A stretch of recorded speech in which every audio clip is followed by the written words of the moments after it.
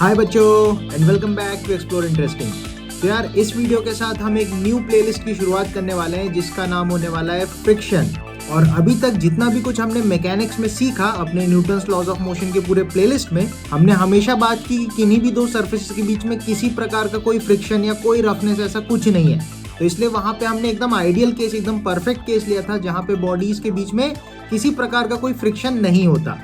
परंतु अब धीरे धीरे उसमें हम रियलिस्टिक चीजें जैसे कि फ्रिक्शन को भी अब इंक्लूड करने वाले हैं और हम ये देखेंगे कि जब भी सरफेसेस के बीच में रफनेस होगी तो वहां पे भी जो दो सरफेसेस है वो एक दूसरे को रेसिस्ट करेंगी, एक दूसरे के मोशन को अपोज कर रही होंगी फ्रिक्शन की बदौलत। तो इस वीडियो में हम प्रॉपर तरीके से जानेंगे फ्रिक्शन के टाइप्स कितने होते हैं, फ्रिक्शन कहाँ पे होता है, लिक्विड्स में, सॉलिड्स में कैसे होता है, वो सब डिटेल में एक करके जानेंगे। So let's get started with this video. तो यार सबसे पहली चीज जो अपन को सीखना है फ्रिक्शन में, that is the types of friction. तो बेसिकली फ्रिक्शन को दो टाइप्स में कैटेगराइज किया गया है। तो ये दो टाइप्स है, वेट फ्रिक्शन और ड्राई फ्रिक्शन। तो यहाँ पे आपको वेट वर्ड से ही आपको समझ में आ जाना चाहिए कि वेट फ्रिक्शन बोलने का सेंस ये है कि कोई भी चीज जो गीली करती हो, और ज्यादातर हमको पता है कि लिक्विड्स गीला कर देते हैं, ठीक है। तो लिक्विड्स में जो फ्रिक्शन होता है या फिर कलेक्टिवली इनको बोलते हैं फ्लूइड्स में जो फ्रिक्शन होता है, फ्लूइड्स बोलने का सेंस है लिक्विड एंड गैसेस को कलेक्टिवली अपन फ्लूइड्स बोलते हैं। तो जब भी फ्लूइड्स के बीच में फ्रिक्शन लगता है, बोले तो एक फ्लूइड और दूसरे फ्लूइड के बीच में लग सकता है, सेम फ्लूइड के अंदर लग सकता है, या एक फ्लूइड सॉलिड के साथ में कांटेक्ट में हो, तो वेट फ्रिक्शन रोल में आता है। अब ये फ्लूइड फ्रिक्शन कैसे हो सकता है? सबसे पहले आप इमेजिन करो कि इस तरीके से अलग अलग लेयर्स में पानी फ्लो कर रहा है, किसी एक नदी में पानी फ्लो कर रहा है। तो जो सबसे ऊपर वाली लेयर है वो सबसे तेज चल रही होती है, आप ध्यान दो, और लोअर मोस्ट लेयर जो है वो नीचे वाली जमीन के सरफेस के कांटेक्ट में।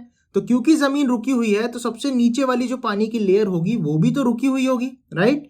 तो यहां से अपन देख सकते हैं अलग अलग लेयर्स ऑफ फ्लूइड में जो स्पीड है, जो उनकी वेलोसिटीज है वो अलग अलग है। मतलब अलग अलग लेयर्स के बीच में फ्रिक्शन होने की वजह से जो स्पीड है वो अलग अलग लेयर्स की अलग अलग निकल के आती है। तो इनके बारे में अपन अलग से जब फ्लूइड मैकेनिक्स पढ़ेंगे तो वहां भी बढ़िया से हम पढ़ेंगे। इनको हम विस्कस फोर्स भी बोलते हैं, जो कि लिक्विड की लेयर्स के बीच में लग रही होती है। देन इसके बाद अपन देख सकते हैं ड्राई फ्रिक्शन। अब ड्राई फ्रिक्शन जैसे कि सॉलिड सरफेसेस के बीच में लग रहा होता है, ड्राई माने सूखा। तो जब भी वेट फ्रिक्शन की बात होगी तो अपन सोचेंगे एक फ्लूइड इन्वॉल्व है इसके अंदर, कम से कम एक फ्लूइड तो होना ही चाहिए। एक फ्लूइड एक सॉलिड हो सकती है, दोनों फ्लूइड हो सकते हैं, कोई दिक्कत नहीं। वेयर एज ड्राई फ्रिक्शन जब भी अपन को बोलेगा ये सॉलिड सरफेसेस के बीच में ही लगता है। तो अपन डिटेल में ड्राई फ्रिक्शन के बारे में जानने वाले हैं इस प्रॉपर वीडियो में। तो जब भी कोई सॉलिड बॉडी किसी दूसरी सरफेस के ऊपर मूव कर रही होगी तो फ्रिक्शन फोर्स हमें फील होता है या दिखाई देता है। तो फ्रिक्शन बेसिकली क्यों सरफेसेस के बीच में आता है? सबसे पहली बात तो यह है कि जब भी एक सरफेस दूसरी सरफेस के ऊपर रिलेटिवली मूव करना चाहती है या मूव कर रही होती है, तब फ्रिक्शन फोर्स आता है इस मोशन को या इस मोशन की टेंडेंसी को अपोज करने के लिए। बेसिकली जैसे अपन गाड़ी वगैरह चलाते हैं तो जितना तेज अपन चलाते हैं तो हमें हवा फील होती है, एक रुकावट फील होती है, राइट। तो वहां भी हवा हमको रेसिस्ट कर रहा है। तो ये वेट फ्रिक्शन वाला केस हो जाएगा, क्योंकि हवा एक फ्लूइड है और हमारी बॉडी सॉलिड है। तो फ्लूइड और सॉलिड के बीच में फ्रिक्शन लग रहा है, तो ये वेट फ्रिक्शन का केस है। तो अल्टीमेटली फ्रिक्शन एक रेसिस्टिव फोर्स है जो मोशन को अपोज करती है या मोशन की टेंडेंसी को अपोज करती है। इस टेंडेंसी वाली बात को मैं और डिटेल में आपको आगे समझाऊंगा। तो जब भी अपन देखते हैं कि दो सरफेसेस आपस में घिस रही हैं तो ये जो फ्रिक्शन आ रहा है ये आ किस वजह से रहा है, सबसे पहले अपन ये जानते हैं। तो यार इस तरीके से आप देख सकते हो, जब भी दो सरफेसेस कांटेक्ट में आती है तो कोई भी सरफेस कितनी ही ज्यादा पॉलिश हो, कितनी ही ज्यादा स्मूथ हो, माइक्रोस्कोपिक लेवल पे कुछ ना कुछ खुरदुरापन, कुछ ना कुछ रफनेस उसमें होता ही होता है। तो माइक्रोस्कोपिक लेवल पे अगर मैं किसी भी सरफेस की सोचूं, ड्राइंग बनाऊं या माइक्रोस्कोप से देख के अपन सोचें, तो कोई भी सरफेस कुछ इस तरीके से उबड़ खाबड़ होता है। तो ये जैसे मेरे उंगली का ये सरफेस है, ठीक है। अब मैंने जैसे दूसरी सरफेस पे इसको रब किया तो एक्चुअली हो क्या रहा है, जो दूसरा सरफेस है वो भी ऐसा रफ है, उबड़ खाबड़ है इस तरीके से, राइट। तो अपन को ये देखने को मिलता है जब ये दोनों सरफेस एक दूसरे को टच करते हैं तो एग्जैक्टली एक दूसरे के अंदर कुछ इस तरीके से घुस जाते हैं, कुछ ऐसे करके, ठीक है। अब होता है क्या इस वजह से, आप देखोगे यहाँ पे यहाँ पे यहाँ पे कुछ इस तरीके से पॉइंट कॉन्टैक्ट्स होते हैं, पूरा पूरा एरिया कॉन्टैक्ट नहीं होता जो कि वेट फ्रिक्शन में होता है। तो यहाँ पे जो होता है पॉइंट कॉन्टैक्ट होता है, सबसे पहले नोटिसेबल बात यह है। अच्छा, जब भी एक सरफेस दूसरे के कॉन्टैक्ट में आता है ना तो ऐसे करके दो सरफेस आपस में ऐसे इंटरमिंगल हो जाते हैं, एक दूसरे के अंदर टेम्पररी बॉन्ड्स फॉर्म कर लेते हैं। अब जैसे आप सोचो ना, जैसे कोई भी चीज रखी है, आपके घर में अलमारी रखी है, कभी आप उसको पुश करना तो वो शुरू में हिलेगी नहीं, फिर आप जब उसको और जोर की ताकत लगाओगे तब वो हिल जाती है। और जब वो चल जाती है तो जमीन पे देखना हल्के से बहुत माइक्रो स्क्रैचेस आ जाते हैं। तो इन स्क्रैचेस से अपन को क्या समझ में आता है कि एक्चुअली में अलमारी के जो पैर थे और जो सरफेस था उनके बीच में ऐसे करके बॉन्डिंग हुई होगी, और जब अलमारी चल पड़ी तो ये बॉन्ड्स टूट गए होंगे और इस वजह से जमीन पे स्क्रैचेस अपन को देखने को मिले। तो मेनली इन 3 बातों को आप ध्यान रखना। सबसे पहली बात यह है कि कोई भी सरफेस को आप माइक्रोस्कोपिक लेवल पे देखोगे तो उसमें कुछ ना कुछ रफनेस, कुछ ना कुछ उबड़ खाबड़पन होता है, जिसको अपन क्रेस्ट एंड ट्रफ बोलते हैं फिजिक्स की लैंग्वेज में। ठीक है, तो इस तरीके से उबड़ खाबड़ हर सरफेस होती है, चाहे वो कितनी ही पॉलिश, कितनी ही स्मूथ क्यों ना दिखे आपको आंखों से, पर माइक्रोस्कोपिक लेवल पे वो उबड़ खाबड़ होती है। ठीक है, हमेशा जब 2 सरफेसेस कांटेक्ट में आएंगी तो उनके बीच में इस तरीके से कुछ कुछ पॉइंट कांटेक्ट बनेंगे और ये दोनों बॉडीज एक दूसरे को पॉइंट्स पे टच कर रही होंगी। पूरे सरफेस कभी नहीं मिलते सॉलिड्स के केस में। नेक्स्ट चीज जो होती है कि इनके बीच में क्या होता है, टेम्पररी बॉन्डिंग हो जाती है। जब भी 2 सरफेस ऐसे मिलती हैं तो इनके बीच में टेम्पररी बॉन्डिंग हो जाती है, जिसकी वजह से वो एक दूसरे के ऊपर मूव नहीं कर पाते, तभी वो फ्रिक्शन आता है। और जब मैं एक बॉडी को दूसरे सरफेस पे स्लिप कराने की कोशिश करूंगा तब नीचे के जो बॉन्ड्स हैं वो पकड़ के रखें, तो वो इस टेंडेंसी ऑफ मोशन को, इस बॉडी के चलने को रोकने की कोशिश करेंगे। तभी हमें एक रेसिस्टिव, एक अपोजिट फोर्स फील होती है, जिसे अपन फ्रिक्शन फोर्स बोलते हैं। तो कोई भी सरफेस जब दूसरी बॉडी के ऊपर स्लिप करना चाहती है या मूव करना चाहती है तो दूसरी वाली सरफेस ऊपर वाली बॉडी को रोकना चाहती है, तो अपोजिट डायरेक्शन में एक फोर्स लगाती है, रेसिस्टिव फोर्स लगाती है, जिसे अपन फ्रिक्शन फोर्स बोलते हैं। तो इस वजह से फ्रिक्शन बेसिकली प्ले में आता है, कहीं भी हमें दिखाई पड़ता है, क्योंकि जब सरफेसेस कांटेक्ट में आएंगी तो कुछ ना कुछ रेसिस्टिव फोर्स आएंगी जो उनके मोशन को रोकना चाहेंगी, उसे ही अपन फ्रिक्शन बोलते हैं। तो चलो, अब क्वालिटेटिव बात हो गई बहुत सारी, अब अपन क्वांटिटेटिव बात करते हैं कि भैया फ्रिक्शन कैसे जनरेट होता है, किन किन फैक्टर्स पे डिपेंड करता है और फ्रिक्शन की वैल्यू एग्जैक्टली कितनी होती है और कैसे होती है। तो इसको समझने के लिए एक छोटा सा थॉट एक्सपेरिमेंट अपन फटाफट करते हैं। तो सबसे पहले इमेजिन करो कि आपके पास एक ब्लॉक इस तरीके से रखा हुआ है। ठीक है, अब इस ब्लॉक पे कोई फोर्सेस हमने कहीं से नहीं लगाई, तो क्या ये ब्लॉक कहीं मूव करना चाहता है क्या? तो आप बोलोगे कि कहीं मूवमेंट नहीं चाहता। ठीक है, तो इस ब्लॉक पे कोई फ्रिक्शन फोर्स फिलहाल तो जरूरत नहीं है। फ्रिक्शन फोर्स हमेशा तभी आता है जब इस ब्लॉक की मूव करने की टेंडेंसी हो या मूव कर रहा हो, तभी फ्रिक्शन आता है। क्योंकि यहाँ पे इस ब्लॉक के चलने की कोई टेंडेंसी, कोई इच्छा फिलहाल तो नहीं है, तो अपन बोलेंगे फ्रिक्शन यहाँ पे नहीं लग रहा होगा।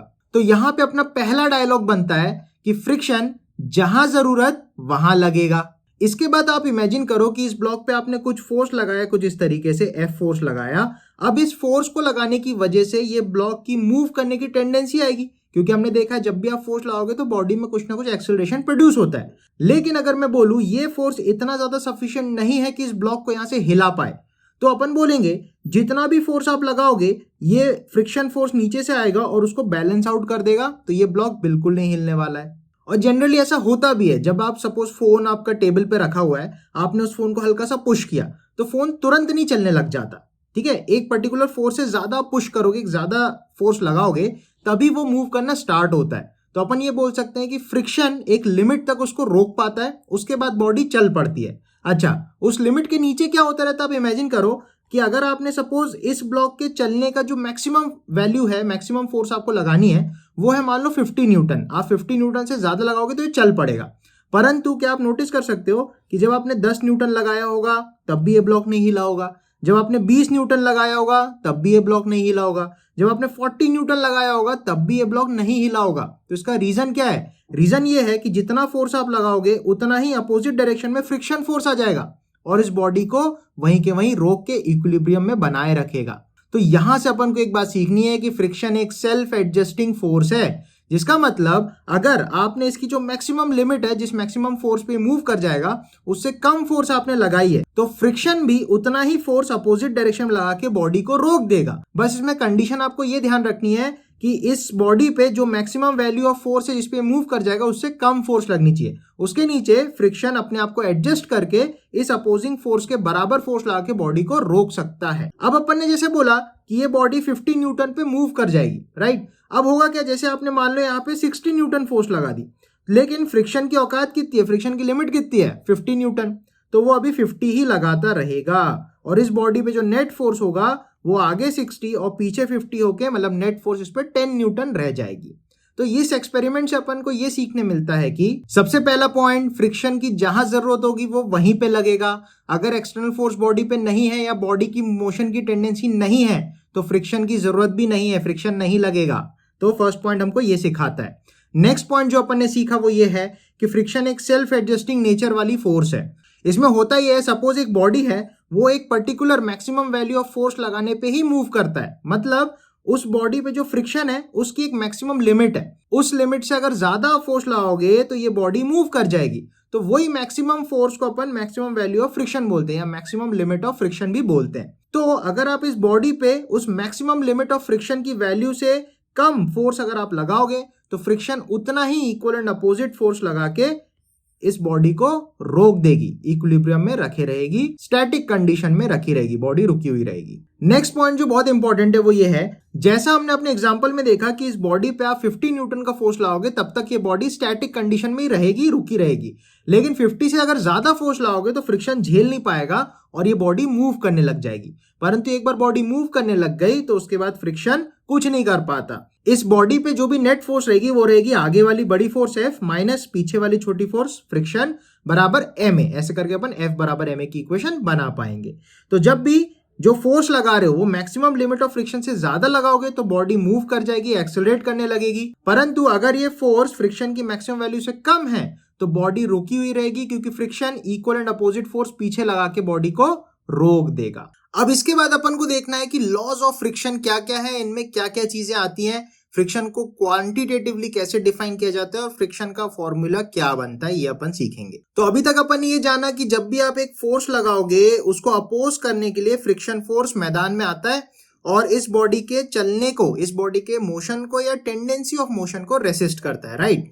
अब सबसे इंपॉर्टेंट बात है कि फ्रिक्शन आ क्यों रहा है। तो फ्रिक्शन यहाँ पे जो खुरदुरी सरफेस है उनके बीच में जो इंटरलॉकिंग हो रही है उसकी वजह से फ्रिक्शन आ रहा है, राइट। अब आप सोचो फ्रिक्शन की वैल्यू किस पे निर्भर करेगी कि कितनी अच्छी इंटरलॉकिंग हो रही है। जितनी अच्छी इंटरलॉकिंग होगी उतना ज्यादा फ्रिक्शन की वैल्यू होगी, जितनी पुअर इंटरलॉकिंग होगी फ्रिक्शन उतना कम रहेगा। तो इस इंटरलॉकिंग को बताने के लिए अपन क्या करते हैं, इस बॉडी के बारे में सोचते हैं, ठीक है। तो इस बॉडी पे क्या होगा, mg नीचे लग रहा होगा और एक नॉर्मल रिएक्शन नीचे से ऊपर की तरफ आ रही होगी, राइट। अब ये जो बॉडी है जमीन के ऊपर भी एक equal and opposite normal reaction लगा रहा होगा। अब आप सोचो ना, जमीन जो है वो स्टैटिक कंडीशन में है, परंतु जो ऊपर वाली बॉडी है, जो ब्लॉक है, वो नॉर्मल रिएक्शन लगा के नीचे वाली बॉडी को दबा रही है। तो जो इंटरलॉकिंग हो रही होगी ये डिपेंड करेगा कि नॉर्मल रिएक्शन कितना ज्यादा है। अगर मैं इस ब्लॉक पे ऊपर एक और ब्लॉक चढ़ा दूं तो ओवरऑल इसका नॉर्मल रिएक्शन जमीन पे बढ़ जाएगा और नॉर्मल रिएक्शन बढ़ने पे इंटरलॉकिंग और बेटर होगी, जिससे कि फ्रिक्शन की वैल्यू और ज्यादा हो जाएगी। तो ये जो इंटरलॉकिंग है या जो फ्रिक्शन है वो आता है इस नॉर्मल से। The higher the normal reaction the higher the value of maximum friction जो भी वो सरफेस लगा पाएगी। तो इस इंटरलॉकिंग के लिए नॉर्मल रिएक्शन रिस्पॉन्सिबल है और नॉर्मल रिएक्शन से ही फ्रिक्शन आता है। तो अपन बोल सकते हैं जो भी फ्रिक्शन फोर्स लगेगी उसकी जो मैक्सिमम वैल्यू होगी वो इस पे निर्भर करेगी कि भैया बॉन्डिंग जो इंटरलॉकिंग हो रही है वो कितनी ज्यादा स्ट्रांग हो रही है। जितना ज्यादा स्ट्रांग होगी फ्रिक्शन की मैक्सिमम वैल्यू भी उसी पे डिपेंड करती है। तो F max is directly proportional to the normal reaction. तो इस प्रोपोर्शनैलिटी के साइन को जब अपन हटाते हैं तो यहाँ पे एक कांस्टेंट आता है जिसको अपन म्यू बोलते हैं, mu। तो ये एक लैटिन वर्ड है और एक कांस्टेंट है। तो अपन को ध्यान रखना है कि जो फ्रिक्शन की मैक्सिमम वैल्यू है, जिस मैक्सिमम वैल्यू से ऊपर अगर आप फोर्स लगाओगे तो बॉडी चल पड़ेगी, मूव कर पड़ेगी, तो वो मैक्सिमम वैल्यू ऑफ फ्रिक्शन को अपन म्यू इंटू एन से बताते हैं। यहाँ पे एन जो है वो नॉर्मल रिएक्शन है बिटवीन द सर्फेसेस और म्यू जो है वो एक कांस्टेंट है जो कि उन दोनों सर्फेसेस की प्रॉपर्टीज पे डिपेंड करता है कि जैसी सर्फेसेस होंगी उनके बीच में वैसा फ्रिक्शन आएगा। तो अलग अलग सर्फेसेस के लिए म्यू जो होता है कांस्टेंट वैल्यू होती है। जैसे अगर मैं बोलूं मेरी फिंगर और टेबल के बीच में का जो फ्रिक्शन होगा उसको बताने के लिए म्यू यूज करेंगे, तो वो म्यू की कुछ वैल्यू होगी। या मैं बोल रहा हूँ जैसे मेरा फोन टेबल पे रखा हुआ है तो फोन और टेबल की सरफेस के लिए जो म्यू होगा वो अलग होगा। तो म्यू जो है वो कपल ऑफ सरफेसेस के बीच के लिए डिफाइन होता है, अलग अलग सरफेसेस का म्यू अलग अलग होता है। तो म्यू जो है वो अपन को सरफेस की प्रॉपर्टीज के बारे में बता रहा होता है। जितना ज्यादा म्यू होगा उतना ज्यादा रफ सरफेस होगा, ये आप सोच सकते हो। अब अपन देखते हैं कि इस फॉर्मूले का प्रॉपर यूज कैसे किया जाता है और इस फॉर्मूले को कैसे अपन समझ सकते हैं, प्रॉपर अंडरस्टैंड कर सकते हैं। एक बढ़िया से एग्जांपल के साथ अपन देखते हैं। तो जब भी अपन को एक सिनेरियो या एक सिचुएशन ऐसी दी रखी होती है कि एक ब्लॉक है और नीचे एक सरफेस है, वो इन दोनों कॉन्टैक्ट में है और इस सरफेस का म्यू अपन को 0.5 दे रखा है, तो सबसे पहला काम आप ये करो कि मैक्सिमम वैल्यू ऑफ फ्रिक्शन ये सरफेस कितना लगा सकता है वो आप निकाल के रख लो। तो उसको निकालने का सिंपल जुगाड़ क्या है, एफ मैक्स की वैल्यू क्या होती है, म्यू एन। तो इस बॉडी का अगर आप एफबीडी बनाओगे तो एफबीडी में अपन को देखने मिलेगा नीचे लगेगा 10G माने 100 न्यूटन, ऊपर आएगा एक नॉर्मल रिएक्शन, तो ऐसे करके अपन अगर एफबीडी बनाए तो अपन को दिखेगा कि इस बॉडी पे नॉर्मल रिएक्शन ऊपर लगेगी, 100 न्यूटन नीचे लगेगी। तो यहाँ पे नॉर्मल रिएक्शन की वैल्यू सीधा सी जाएगी 100 न्यूटन। तो यहाँ से आप देखो एफ मैक्स के फॉर्मूले आप रखोगे तो म्यू है 0.5 इंटू 100 आप कर दोगे तो यहाँ से अपन को फ्रिक्शन की मैक्सिमम आएगी 50 न्यूटन।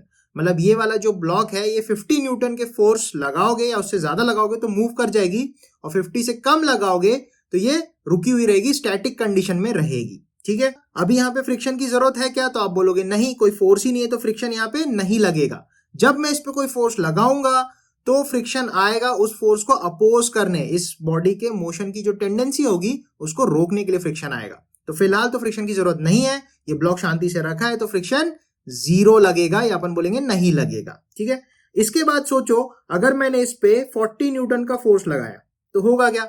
ये बॉडी रुकी रहेगी। ऐसा क्यों? क्योंकि भैया फ्रिक्शन जो है वो सेल्फ एडजस्टिंग नेचर वाली फोर्स है, तो इस पे पीछे के डायरेक्शन में फ्रिक्शन 40 न्यूटन लगा के रोक सकती है। क्यों? क्योंकि फ्रिक्शन की जो मैक्सिमम लिमिट है, जो उसकी औकात है वो 50 न्यूटन की है, और क्योंकि हम जो फोर्स लगा रहे हैं वो उसके औकात के अंदर है तो वो उतनी ही फोर्स इक्वल लगा के पीछे की तरफ अपोजिट लगा के उस बॉडी को रोक देगी। तो जब तक ये बॉडी रुका हुआ रहेगा उस कंडीशन को अपन स्टैटिक कंडीशन बोलते हैं।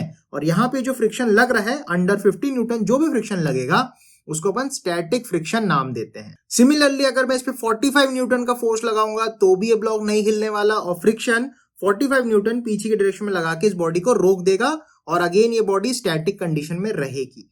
परंतु जब अपन इस पे 50 न्यूटन का फोर्स लगाएंगे तो अपन बोलेंगे कि भैया इसकी लिमिट 50 है और अपन लगा भी यहां से 50 रहे। तो जब आप इस बॉडी पे 50 न्यूटन का फोर्स अप्लाई करोगे तो थियोरेटिकली अगर बात करें तो 50 न्यूटन क्योंकि इसकी लिमिट है तो एग्जैक्टली उस लिमिट पे जो बॉन्ड्स होंगे वो बस टूट ही रहे होंगे। तो पूरे टूट जाएंगे या पूरे नहीं टूटेंगे अपन एग्जैक्टली नहीं बता पाएंगे। तो थियोरेटिकली हमेशा ध्यान रखना है कि एग्जैक्टली 50 पे या एग्जैक्टली जो एफ मैक्स की वैल्यू होती है, स्टैटिक फ्रिक्शन की जो लिमिटिंग वैल्यू होती है, उस पे क्या होता है वो अपन नहीं बता सकते। उसके ऊपर क्या होगा पक्का बता सकते हैं, उसके नीचे क्या होगा वो भी पक्का बता सकते हैं, लेकिन उस लिमिटिंग वैल्यू पे क्या होगा वो एग्जैक्टली अपन नहीं बता पाएंगे और हमसे पूछता भी नहीं है कभी। तो बिल्कुल इसकी टेंशन मत लेना। तो जब तक बॉडी मूव नहीं करती है तब तक वो बॉडी स्टैटिक कंडीशन में कहलाती है, और जो भी फ्रिक्शन लग रहा होता है उसे अपन स्टैटिक फ्रिक्शन बोलते हैं। परंतु इसके अलावा अगर आप सोचो कि जब अपन जो एक्सटर्नल फोर्स है इसको फ्रिक्शन की मैक्सिमम वैल्यू से ज्यादा लगा दें तब ये बॉडी चल पड़ेगी, तो होगा क्या? वहां पे बॉन्ड जो है वो प्रॉपर टूट जाएंगे और बॉडी चलने लगेगी। राइट, अब होगा क्या? उस सिचुएशन को अपन बोलते हैं काइनेटिक कंडीशन, या जो बॉडी है वो मोशन में आ गई तो अपन काइनेटिक कंडीशन की बात करेंगे। उस समय पे जो भी फ्रिक्शन बॉडी पे लग रहा होता है उसको अपन काइनेटिक फ्रिक्शन नाम देते हैं। तो यहाँ पे आप नोटिस करो जब अपन उस बॉडी पे सपोज 100 न्यूटन का फोर्स लगाते हैं तब ये बॉडी एक्सेलरेट कर जाएगी क्योंकि इसकी लिमिट है 50 न्यूटन और उससे ज्यादा अपन लगा रहे हैं तो फ्रिक्शन तो झेल ही नहीं पाएगा।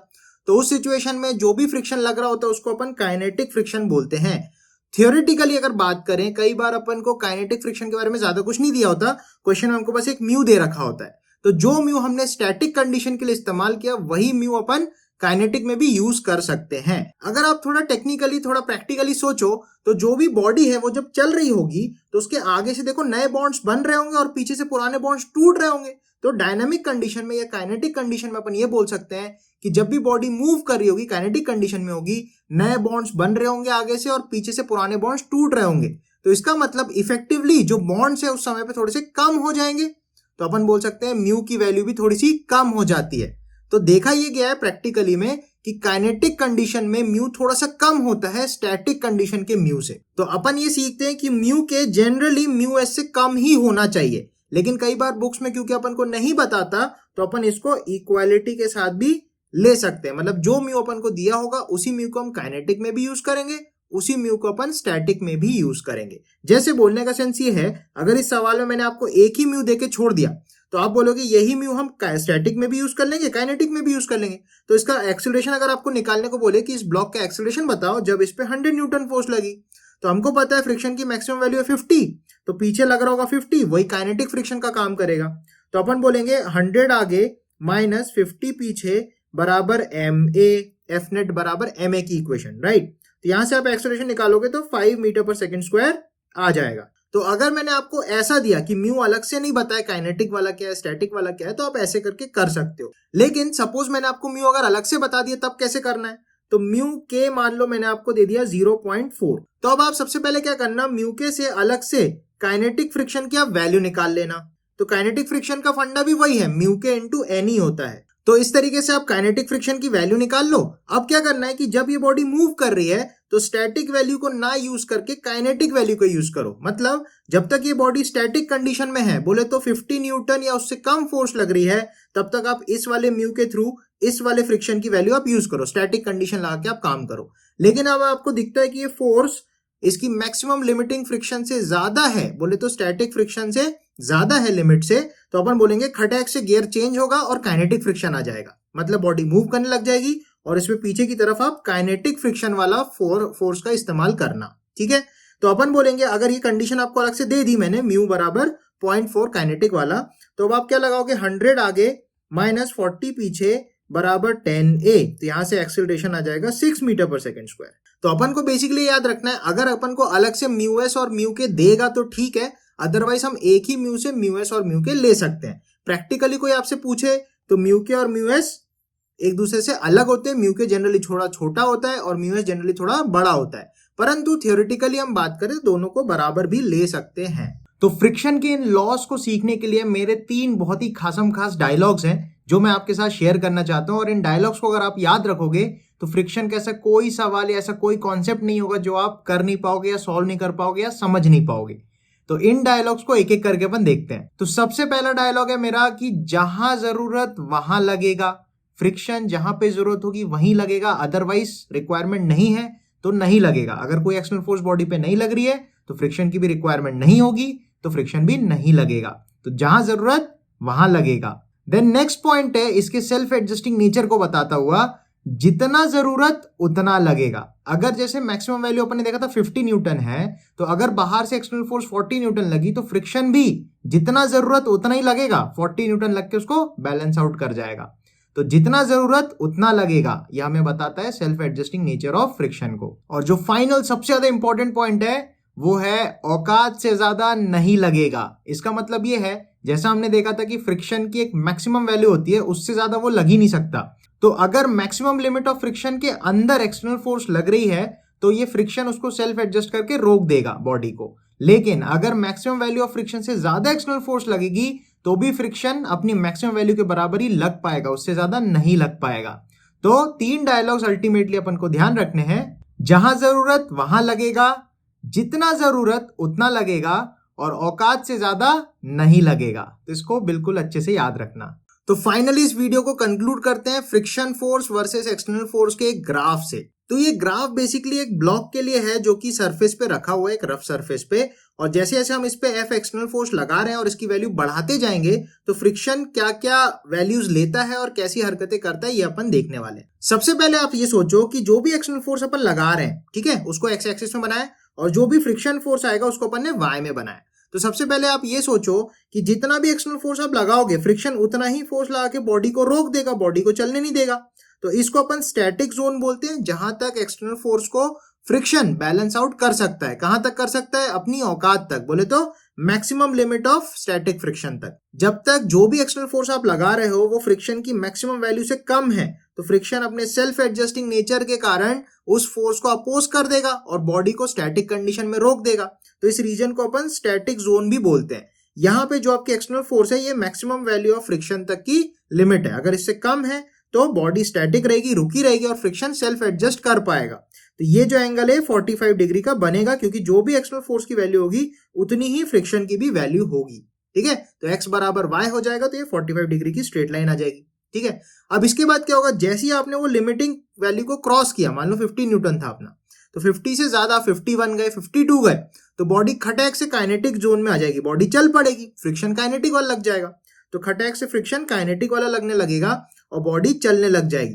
तो बॉडी पे आप एक्सटर्नल फोर्स आप बढ़ाते चले जाओ, कितना ही करते चले जाओ एक्सटर्नल फोर्स को, फ्रिक्शन अपने काइनेटिक वैल्यू पे ही कांस्टेंट रह जाएगा। मतलब जो भी काइनेटिक फ्रिक्शन लग रहा होगा वो एक कांस्टेंट वैल्यू ले लेगा, जिसको अपन म्यू के n to n से निकाल सकते हैं।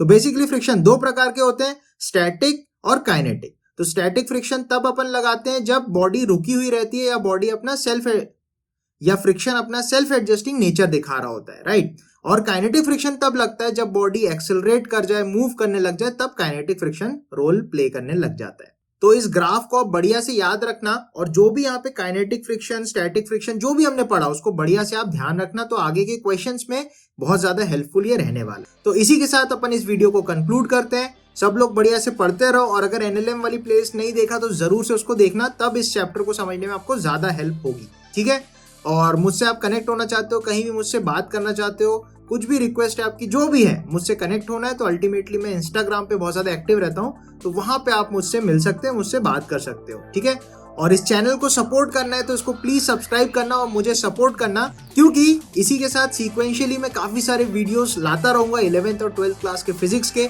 और भी बहुत सारे इंटरेस्टिंग शॉर्ट्स वगैरह भी अपलोड करता रहता हूँ।